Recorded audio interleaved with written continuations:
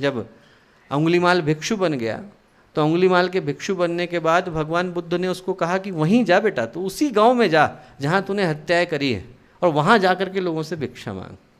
जिस जगह पर उससे हत्याएं हुई वो अपने आप को प्रेस करने की व्यवस्था है। जब विनोबा भावे जी का भूदान यज्ञ हुआ और उसके बाद जब बहुत सारे डाकुओं ने आत्मसमर्पण करा एक विनोबा भावे के सामने, तो उसमें एक डाकू थे, उनने भी आत्मसमर्पण किया, और वो डाकू जो थे उनसे बहुत हत्याएं हुई थी, बहुत अपराध हुए थे।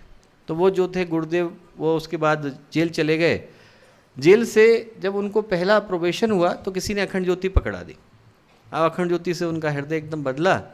गुरुदेव के पास आए, बोले गुरुदेव मैं आपका शिष्य बनना चाहता हूँ। तो गुरुदेव बोले ठीक है बेटा, उनको दीक्षा दी कि तू शिष्य बन जा। बोले गुरुदेव मैं क्या करूँ? गुरुदेव बोले बेटा उसी क्षेत्र में जा जहाँ तूने सबसे ज़्यादा लोगों का दिल दुखाए थे, तो बोले वहीं जा, वहाँ जाकर उन लोगों के मध्य में कार्य कर।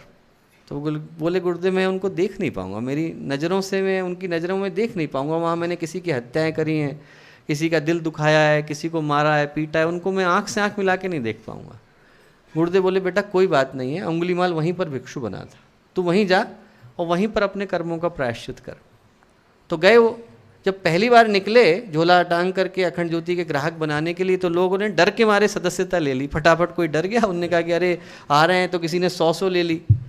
तो गुरुदेव के पास गए, बोले गुरुदेव मैंने इतने ग्राहक बनाए। गुरुदेव बोले बेटा वो तेरे कारण बने हैं या तेरे अंदर के डाकू के कारण बने हैं? बोले गुरुदेव उनमें से कुछ तो डर गए थे।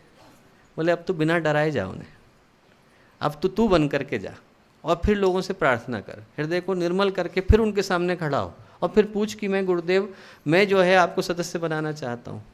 तो जब लोगों को लगा कि सच में बदल गए, तो लोगों ने उनके प्रति व्यवहार बदलना शुरू करा। किसी ने उनको गाली देनी शुरू करी, किसी ने चिल्लाना शुरू करा कि अरे तो बदल गए हैं, तो लोग उनको ऊपर हंसते थे। तो लोग बोले कि तो लोग हंसते थे और अपमान करते थे। अब लोग जो है उनसे बोले, जो उनके मित्रगण थे, जब वो रात को बैठे तो एक दिन उनके मित्रगण बोले कि आप ये बताइए कि आप जब डाकू थे तो ये लोग डरा करते थे, और अब आप जो है बदल गए हैं, गायत्री परिवार के हो गए हैं, तो ये आपको देख करके हंसते हैं। तो बोले पर मैं चैन की नींद सोता हूँ। बोले तब मेरी आँखों के सामने जो है उन्हीं के चेहरे घूमते रहते थे, रात में सो नहीं पाता था। वो जो कर्म थे, वो जो दोष थे, दुर्गुण थे, वो पलट पलट करके मेरी आँखों के सामने आते थे। बोले अब मैं गर्व से सोता हूँ, कम है तो क्या है, पर कम से कम मन में संस्कृति का, संस्कार का भाव तो है, मन में गर्व तो है कि मैं अच्छा जीवन जी रहा हूँ। तो दोस्तों वो जो अच्छा जीवन जीने का सौभाग्य है, गर्व है, गौरव है, संतोष है, वो साधना का अंतिम चरण है। वो जो संतोष निकल करके आता है कि हम अपने साथ जो व्यक्तित्व हमारा बदला है उसके माध्यम से समाज की कुछ सेवा कर सकें। तो दोस्तों जप है, साथ की पूजा पाठ है, ये सारे चरण महत्वपूर्ण है।